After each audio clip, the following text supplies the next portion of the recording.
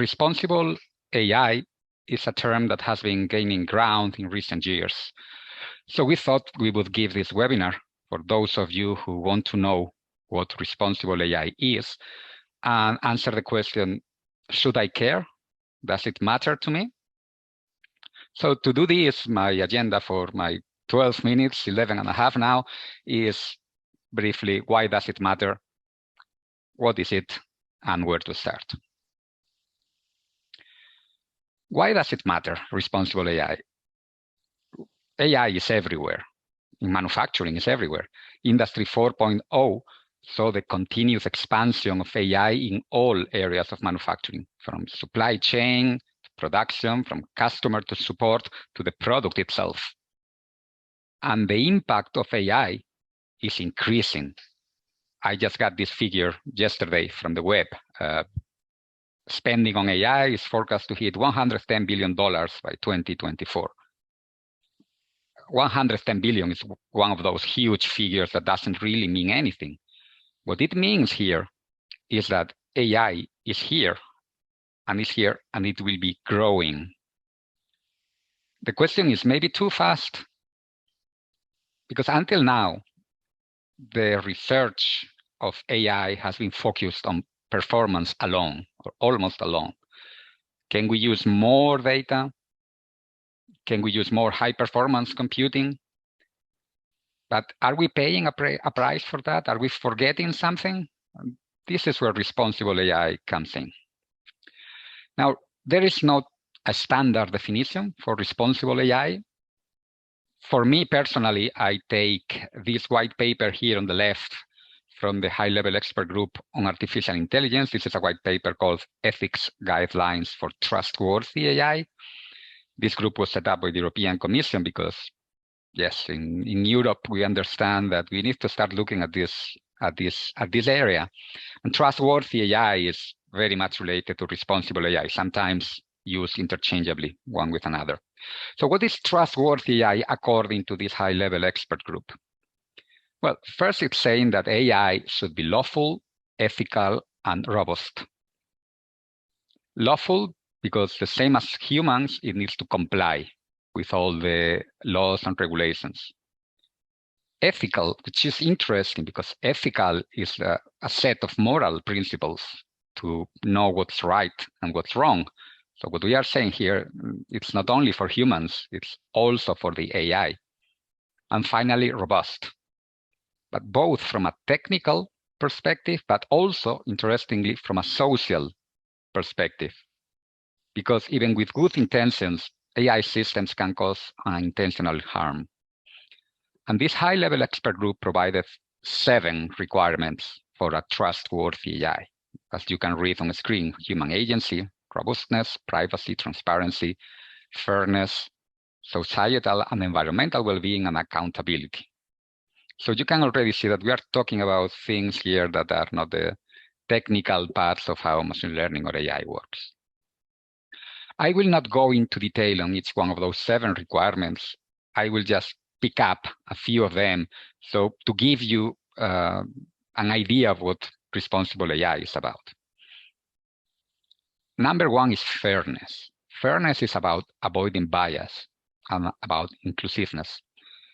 Bias, as Brian explained, machine learning uses data, input data to learn, input data to model the problem.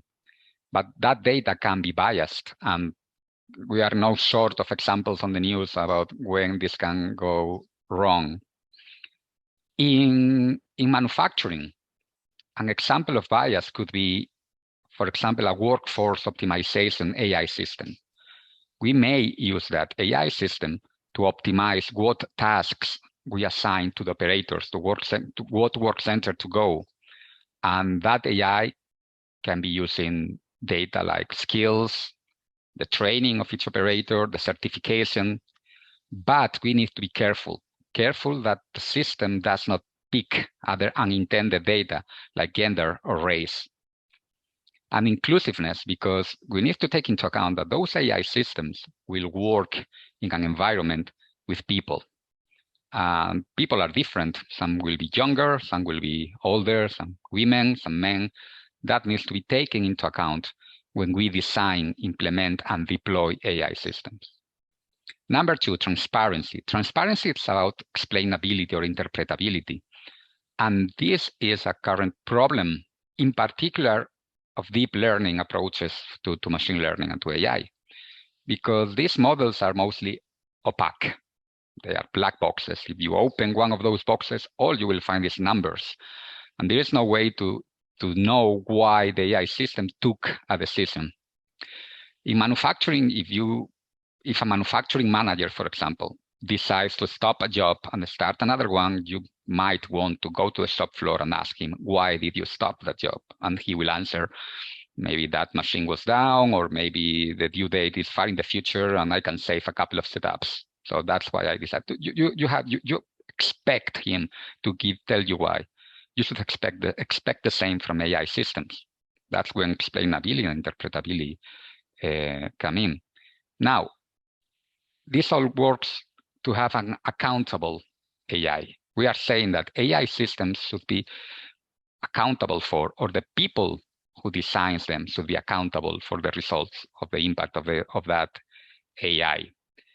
As an example here, currently IMR is working in an ongoing project with the PMTC, the Pharmaceutical Manufacturing Technology Center.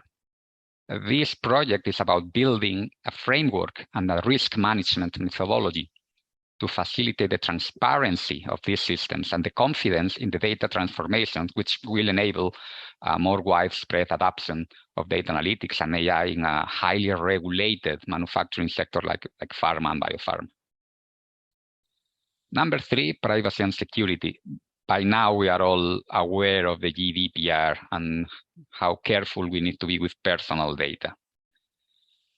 In manufacturing, one example could be a predictive maintenance AI system, for example. Those systems, sometimes they use microphones to pick the noise, the machine noise. That's an input that will help to know what's the remaining useful life, or if something looks wrong in the machine. Now, that's fine, but we need to be careful because that microphone could be accidentally capturing the employee's private conversations. So, another thing to take into account. Number four is robust and safe. AI systems need to be predictable and need to be reliable under unexpected conditions. Reliable both technically and, again, socially.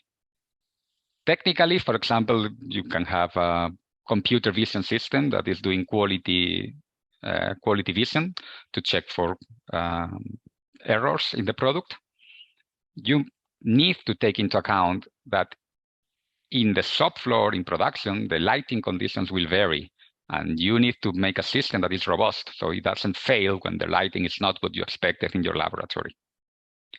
But also socially, because that AI system will be used or will work with different human users. And those human users will be different and will use the system in different ways. So again, the AI system needs to be reliable even with different users.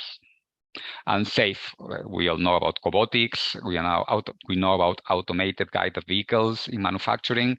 That's increasing, and obviously safety is an important requirement for AI systems. And finally, I want to talk about human-centered, human agency and oversight. So far, I've been talking about AI systems, but in the same measure, I've been talking about people. And for me, this is what responsible AI is about. It's not just thinking technically what AI can do, but also how it interfaces with people.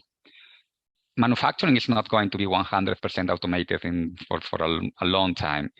AI is here to work with humans. And we expect human agency. Users should be able to make informed decisions regarding the AI systems. They should have the knowledge and the tools to understand and interact with AI.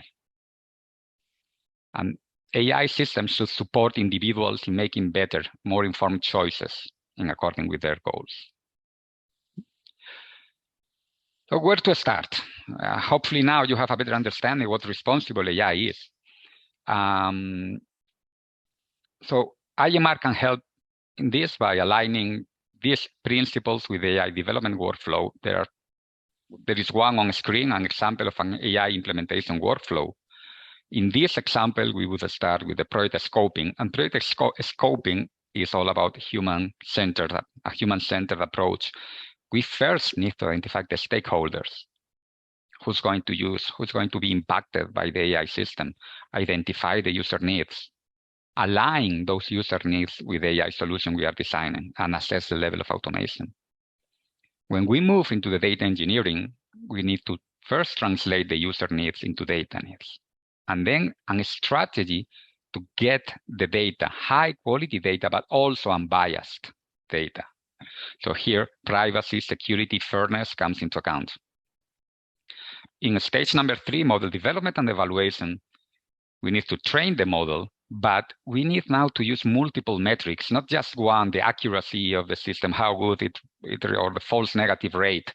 It's more metrics, more related about how it interacts with the people. So fairness, privacy, robustness, transparency come into account, and then we need to test again.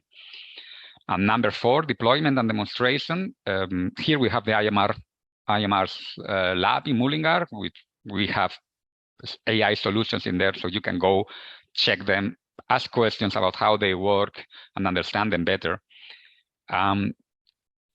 You need to adopt more holistic performance metrics, as I said before, in number 3. And importantly, monitor and update after launch. You need to monitor AI systems for how well are they doing in privacy, in security, in transparency, in robustness, etc., etc. And that is it. I hope it was useful for you. Thank you very much.